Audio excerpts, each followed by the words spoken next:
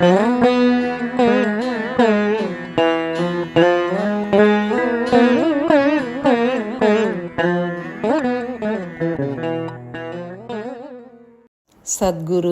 அகத்திய மகரிஷிகள் திருவடிகள் போற்றி போற்றி.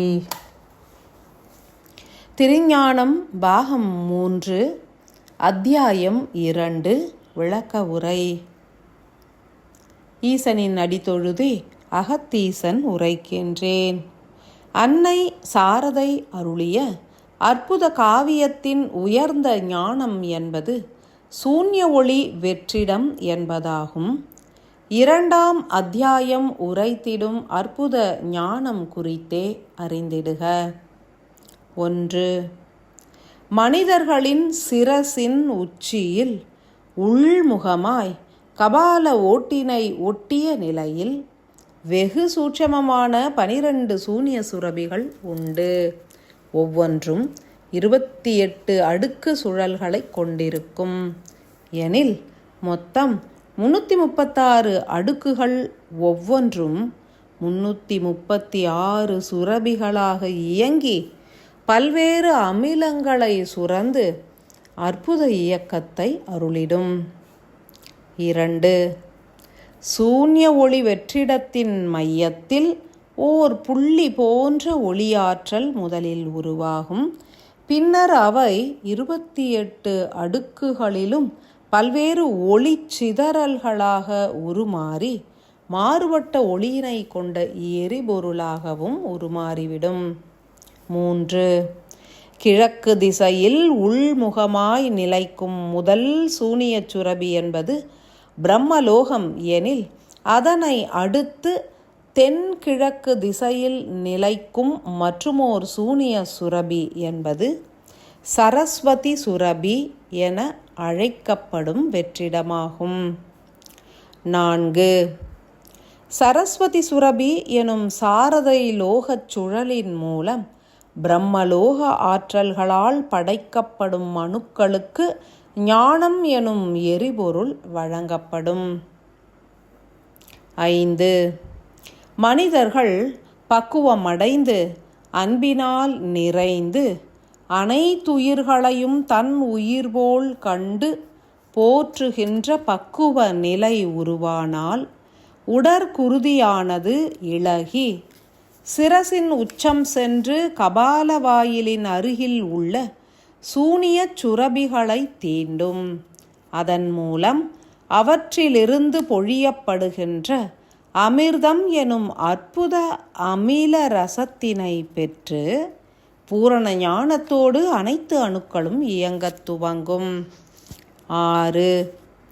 சாரதை லோகம் எனப்படும் தென்கிழக்கு சூனியச் சுரபியானது குருதியோடு தனது ஆற்றலை கலக்கத் துவங்கினால் படைப்பின் இரகசியங்களை அறியலாம்.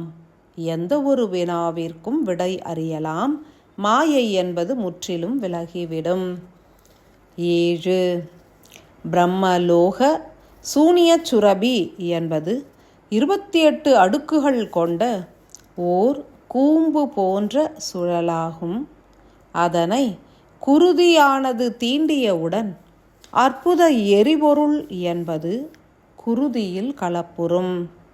உடன் அறிவு அணுக்களை படைக்கின்ற தலைமை சுரபி தனது பணிதனை நிறுத்திவிடும்.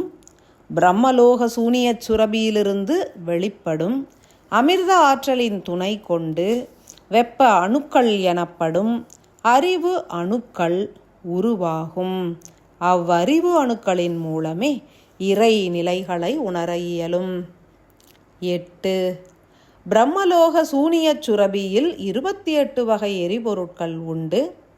சாரதை லோக சூனிய சுரபியிலும் 28 வகை எரிபொருட்கள் உண்டு.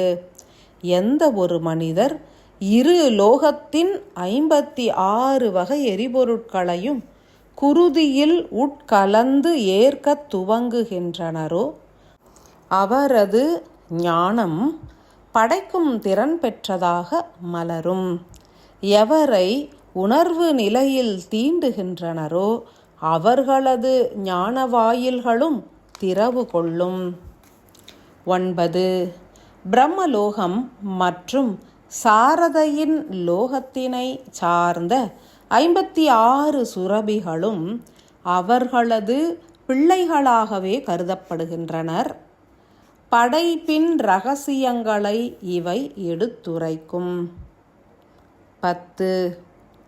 பிரம்ம சூன்ய சுரபி திறவு கொண்டால் ஞானம் ஊற்றென பொழியும், உள்மூளையில் உள்ள நரம்பிழைகள் விரிவடையும், தேவையற்ற சிறு சிறு நரம்புகள் அழிந்து மறையும். 11.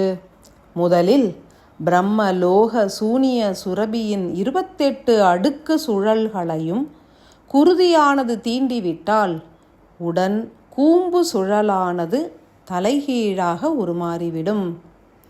12 சூனிய சுரபிகளும் குருதியினால் தீண்டப்பட்டால் அவை அனைத்தும் கூம்பு நிலையிலிருந்து தலை கீழாக உருமாறிவிடும். அவற்றின் ஆற்றல்கள் குருதியில் முழுமையாக கலந்து உடல் முழுவதும் படர்ந்தால் ஒளி தேகமும் தெய்வ நிலையும் சித்திக்கும்.